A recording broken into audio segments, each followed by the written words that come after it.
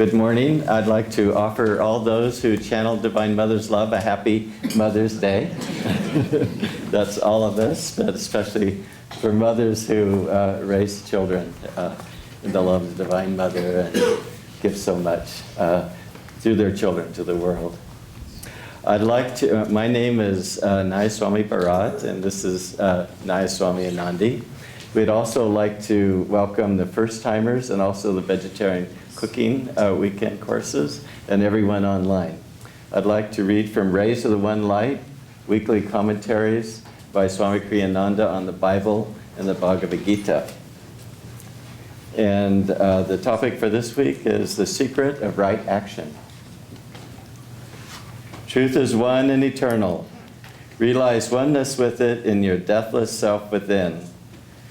The following commentary is based on the teachings of Paramahansa Yogananda. One of the most famous stories in the Gospels is that of Martha and Mary.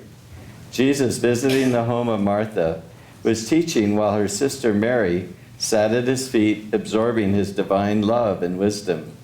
Martha, meanwhile, busied herself with serving her guests and was upset with Mary for not helping her. "Lord," she cried, "doesn't it matter to you that my sister has left me to do all this serving alone? Please ask her to help me."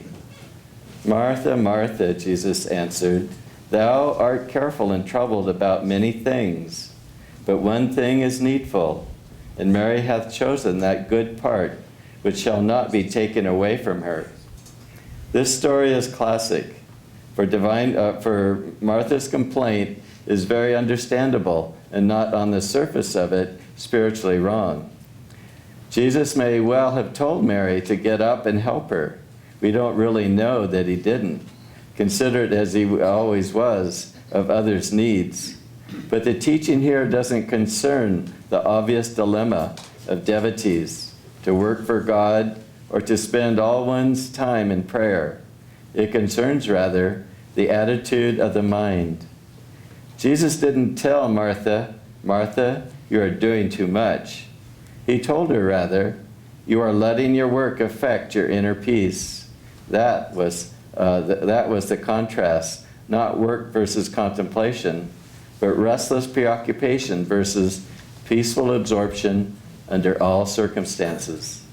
As it says in the Bhagavad Gita, the 2nd chapter, actions performed under the influence of desire are greatly inferior to those which are guided by wisdom. Happiness eludes people when they act from self-interest.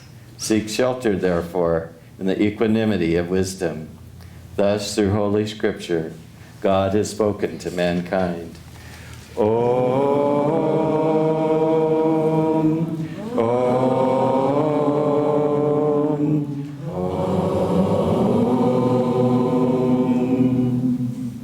Well, good morning, everyone.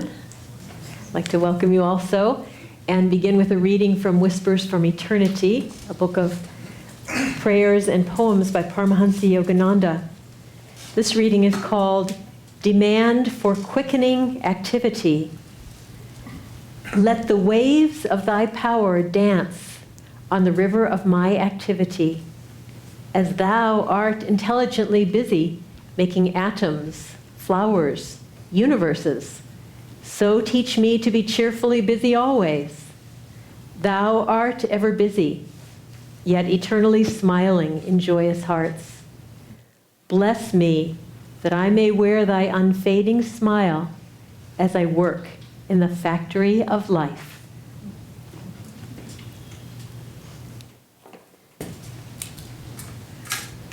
Well, today's reading, Right Action, comes at a perfect time, doesn't it? The day after our all-community annual work day, in which we try to beautify Ananda for another year of serving God. And it also comes on Mother's Day. And mothers are the example of selfless service. So let's just take a moment now, as Bharat did, just to honor those here who are mothers. And I'd also like to take a moment in your mind to honor all the souls who were willing to become our mothers. Great and brave though they were, as they were. And also, above all, our Divine Mother, who is the source of all service, all love for all of us. The Divine Mother is actually the aspect of God that has become creation. So through the vibration of the activity of the Divine Mother, which is also called the Om vibration, all of creation came into existence and is sustained right now. Divine Mother is vibrating in every atom of creation. That love is underneath it all. So today's reading is telling us, as Bharat read, it's not really a question of if we should be serving or if we should be meditating, but if we're restless and preoccupied, or if we're calmly absorbed. And we all know that we can have meditations that are restless and preoccupied, and we can also be serving with calm absorption. And we're trying to make there be a flow in all of it, that all of it is calm absorption, no matter what we're doing. Swami Kriyananda used to say, I don't want them to put on my tombstone, he paid his bills. It wasn't that he wasn't planning on paying his bills, but it was that sense of, I've got to get this done. I've got to get this bill paid. I've got to get this house built. I've got to get this child sent to school.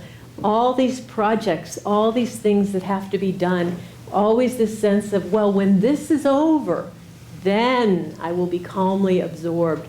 But you know, it never ends. Sorry, my little microphone is getting weird here. It never ends. After one thing goes away, there's another thing there to replace it. So we can't wait for calm absorption once we finish this next thing. It's got to be now. And I wanted to share some stories with you this morning that have really been inspiring me this last week or two, that really relate beautifully to what the reading was this morning, of trying to, as we serve, feel our connection with God, feel in everything we do. It's not about the thing we're doing, but it's about doing it for God and with God. And Master, that's the name we use for Yogananda. Yogananda used to tell a story about Krishna. And Krishna had these devoted disciples who every day would bring him his lunch, which was fresh curds or fresh cheese. And they would come to the river Jamuna and they would cross it and they would meet Krishna on the other side, and he would greet them warmly and enthusiastically and share lunch with them. Well, one day they came to the river and the river was in flood, and they didn't see how they could possibly get to the other side to take this food to Krishna. But they saw a yogi sitting there in meditation, and they went up to him. And this yogi was Vyasa. Vyasa was one of the greatest disciples of Krishna. And they said to Vyasa, "Sir, how can we get across the river? We have to take Krishna his cheese." Vyasa looked at them and he said, Krishna, you're always thinking about Krishna. What about me? Why don't you give me some cheese? So they said, well, okay. So they gave him the bowl of curds and watched as he ate 3/4 of the bowl of curds. And they were a little horrified, but then he handed the bowl back to them. And he went and stood by the river and he said, "Oh, River Jamuna, if I have not eaten anything, divide up and part." And the river parted. The disciples were amazed, but they ran through the opening in the river to the other side. Couldn't figure out how that could have happened when he obviously ate all that cheese, but they ran there, and Krishna was not waiting for them the way he usually was. So they went to his tent, and as the master described it, he was sleeping, and his little belly seemed to be full. And they said, Master, we've brought you some cheese." He said, oh, don't bother me. That fellow on the other side of the river, he fed me too much already. I can't eat anymore. And so Vyasa, while he was eating, he was only thinking of feeding Krishna. Now, I've heard that story quite a few times, but this week I'm really trying to take that to heart. To just say, okay, when you're eating, what are you doing? When you're typing, what are you doing? When you're taking a shower, you're washing Krishna, you're feeding Krishna, you're bathing, you're just doing all of this for God and with God. I was also thinking this week about a wonderful movie that came out in I think it was the early 1980s. I think there are probably a number of people here who saw it. It was a movie about Mother Teresa of Calcutta made by Richard Attenborough. And it was a long time since I've seen it, but there were several parts of it that were very, very striking to me, and I'd like to share those images for you.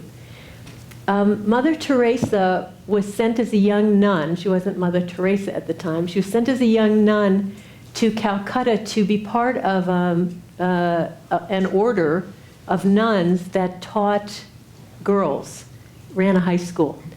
And she loved teaching. But she also was very, very compassionate to the poverty that she saw around her. And one day while she was riding a train, on the train, she felt Jesus ask her to take care of the poorest of the poor. In the Bible, it says in various places, that which you do to the least of my disciples, you do to me. When you feed the hungry, you're feeding me. When you clothe the naked, you're clothing me. And she really felt that he was asking her to do that. Now, Swami Kriyananda had an interesting comment after that movie. He said many people will misunderstand what's happening here, because obviously serving the poor is a noble thing to do, but he said that's not why Mother Teresa was doing it. She was doing it because Jesus asked her to do it. And if he'd asked her to continue teaching in the school, she would have done that, or whatever he'd asked her. And so she took up this assignment extremely courageously. She had no plan. She knew no idea what it even meant. She basically went out among the poor and started teaching. She didn't know really what to do. She started teaching the children how to read, and bit by bit, things started to happen. And opportunities to help dying people and sick people and so on began to happen. And other women came, and later men came to join her order to help her. But she was doing this for Jesus. And so in this movie, and built a work that eventually has thousands of monastics working as part of it, 100 centers around the world. And in this movie, they're interviewing people that were in the monastery with her. And one of the priests is saying, yeah, Mother Teresa, she wasn't special at all when she was a nun here. In fact, she sort of had trouble doing her basic duties. She was in charge of the candles in the sanctuary, and it seemed to be a challenge for her to do these things. And so I don't know what he was thinking when he was saying that, but I know what I was thinking is, okay, she made room. She wasn't a great organizer. She wasn't totally clear about how to help people, but she made room for Jesus to do it through her. She didn't get caught in the I am doing it, but rather if Jesus wants this done, he's doing it through me, and I'm serving him in all. And so she did it with this spirit of tremendous faith and relaxation. There's another memorable scene in which it takes place in Beirut when there's huge war going on, and Beirut is being just bombarded with missiles and shells and so forth. And she's explaining that she needs to go into Beirut. She's explaining it to some priests and some military men. And they are just like, Mother Teresa, you can't possibly go into Beirut. It's just far too dangerous. There's just shelling happening there all the time. The only way we would possibly allow you to go there is if there's a ceasefire. And she said, well, I'll be going there. And they said, well, No, you see, ceasefires take quite a while to negotiate. And she said, well, I've prayed to the Virgin Mary about it, and I'm going to have a ceasefire tomorrow, and I'll be going there. And they're kind of just sputtering and sputtering. And then the next part of the movie is this announcement, ceasefire in Beirut. And the next day, there was a ceasefire. I'm getting chills. And they take her in. Well, now you can imagine it was a fairly charged situation. The military people are probably very much pressuring her to get this thing happening and move on with it. And she goes into this monastery, this home. What she discovers there is that there's this home for retarded children and seriously disabled children. And she and the nuns go into this home. And what do? They begin giving love to these children. They begin trying to feed them and give them water, completely in their center, completely relaxed. And one of the other very memorable scenes for me in that movie was Mother Teresa standing at a sink, and she had an old bottle, probably held about a quart of water, just an old thing. She's standing at this sink, and the water that's coming out of the tap is dribbling. It's all it's coming out. It's just sort of a tiny dribble. And she's holding this bottle. And at the rate that the water is going, she's probably going to be standing there for about 20 minutes. And meanwhile, war and military people and needs of everything everywhere. And she is completely calm. This is what needs to be done. This is what Jesus is doing now. This is how I'm serving him now. And she's just standing there, letting it happen. So we're trying to cultivate these attitudes, we too. We do these readings, the same book, we read through it every year. So every year at this time of year, we get to Mary and Martha. And I don't know about others of you in the room, but every time we get here, it's like, okay, all right, we have to make a new commitment in our service. Because we're always going to be busy. And we have to be very, very careful about how we do all the things that we're asked to do. We're doing it for God, we're doing it with God, and we're trying to feel that consciousness flowing through us as we're doing it. This is something we certainly saw in Swami Kriyananda, the man who founded Ananda and is our teacher. And he was an enormously productive person. He wrote 150 books and 400 pieces of music, and he sang and he taught endlessly and he counseled. And what he always said is, I'm not doing anything. I'm just putting my intention there, my centeredness there, and God is doing it through me. And so that example, and what he said, I love this quotation. He said, no matter what you're doing, he said, get centered and let the universe help you. Excuse me. Get centered and let the universe help you. Whether that universe means other people, whether that means divine inspiration, that's where it's going to come from, that flow. And I had a wonderful experience of that. This happened many years ago in probably around 1980 or late 70s. We had our Spiritual Renewal Week in those years, and during those years, when we had Spiritual Renewal Week, Swami Kriyananda would give every morning class. He would give counseling every afternoon, and he would do the evening programs and Kriya initiation. So it was a one-man show. He was teaching us how to do all these things. And for that particular Spiritual Renewal Week, he had asked to have a slideshow done. I think it was about Ananda, I'm not sure. It was something, had a very cosmic beginning, but I think it was about Ananda. And two people in the community created this slideshow. And they worked on it for a long time. It had music, it had a voice over, and it had slides, so it all kind of went together as a flow. And Swami decided it wasn't exactly the way he wanted it to be, and he wanted to work on it and improve it.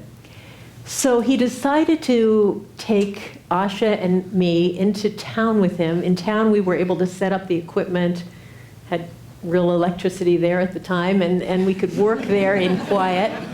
And so we went into town at I think it was late afternoon, I can't remember, maybe it was after dinner, I just don't remember, but we went there, and Swami, of course, was totally calm, as always.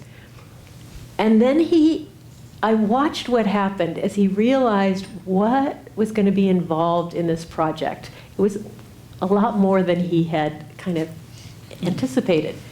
And so he was like calm, and then he saw what was required, and he like notched up his energy from one gear to a higher gear. Nothing outside changed, but you could see this, boing, this is going to take more focus than I anticipated. But what was exciting was he also notched up our energy, and in the same way. So we didn't get anxious either, but we were in a flow. And how I remember this very dramatically is that there were lots of parts that had to be done, but one of the parts was after he fixed the script, I had to retype it for him. And of course, we didn't have computers, so it was on an electric typewriter. And I am not a really very fast typist. The faster I go, the more mistakes I make, which means that I'm not moving any faster. So, but I was in his flow. I wasn't myself. The flow was there. And so I went upstairs, and I'm literally like just typing along. I'm just going, I don't type like this. I'm just typing and typing, and no mistakes are happening. And it was the most beautiful experience. I mean, there was no way I could take it to myself because I knew I couldn't do that, but it could be done. It could be done through me, and that's what I was experiencing. And that's important for us to have those times where we feel I'm not doing, but it is being done through me. God is using me as a channel. Because when we feel those times, for those of us who are disciples of Yogananda, we feel the Guru flowing through us, and it's a way for us to be in attunement with the Guru. We meditate, we do the practices, we do the techniques we've been given from the Guru, but that's only a little part of our day. Then we've got a lot of other part of the day where we're serving. And those times, and we're putting out a lot of energy then, and that's very important time to feel that flow of the Guru. In the Gita, it talks about the fact that we have this very strong sense of ourselves being this body, this personality, which is the ego. It's very real to us. We have another part of ourselves, which is the real truth, which is that we are one with all of creation. That is true. But there, as Yogananda puts it in the Gita, there is a chasm between our ego consciousness and this samadhi state, the state of union with all creation. It's a chasm, it's a gigantic leap that we cannot make just by ourselves. No matter how nice you are, how well you do your practices, we can't do it unless we are able to attune our consciousness to the consciousness of someone who is already in that union state, that state of connection with all creation. And so what we practice during service is so important, to be able to try to feel that consciousness and to hold on to it as more real than all our desires, all our preoccupations, all the pressure that we feel to get things done. It's not easy. I mean, I'm telling you this, and I know it's important, and I know we're trying to do it, and I know it's not easy, but it's our continual challenge to do it, to say, okay, I'm doing this. What's really happening is it's being done through me. And in that process, we're in attunement with the Guru. And Swami said that, he said, I would never, ever say meditation isn't important. But I said, I've seen that in the people who embrace service in the right way, there's a dynamism and a light that I don't see in people who only meditate. And I know that's why he's created Ananda as such a place of dynamic service, just to help us connect with that light. It's interesting, I mentioned how much Swami had accomplished, and that, he did it through getting out of the way and tuning in. One time he said something very interesting. Well, many times he said something very interesting, but this time I want to mention. He was talking about when he was a young monk with Master, and he was given this task of helping to build one of the buildings at, I think, Hollywood Temple or something like that. And so he was to be a carpenter. And so he had a hammer and he had a nail, and he said, I would have this nail and I would have this hammer, and out of 10 strikes, 9 of them would miss the board. And then the 10th one would hit the nail, and then it would bend in half. And I think probably there's a number of people in the room who could completely relate to that experience. But he said, as a carpenter, I had a hard time tuning into the flow of God.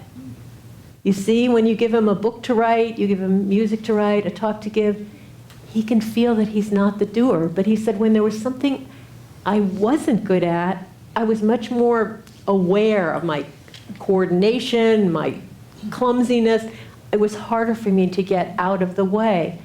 And so what we want to take from this in each of our lives is we have areas where there's a flow and areas where there's not a flow.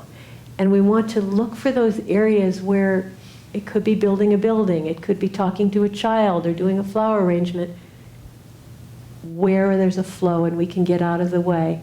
And yes, we do the other stuff, the other things we have to do. We do them with willingness, we do them with calmness, we do them with the best attitude we can. But we really especially try to use those channels that we're good at to get ourselves out of the way and to feel that flow of God coming through us.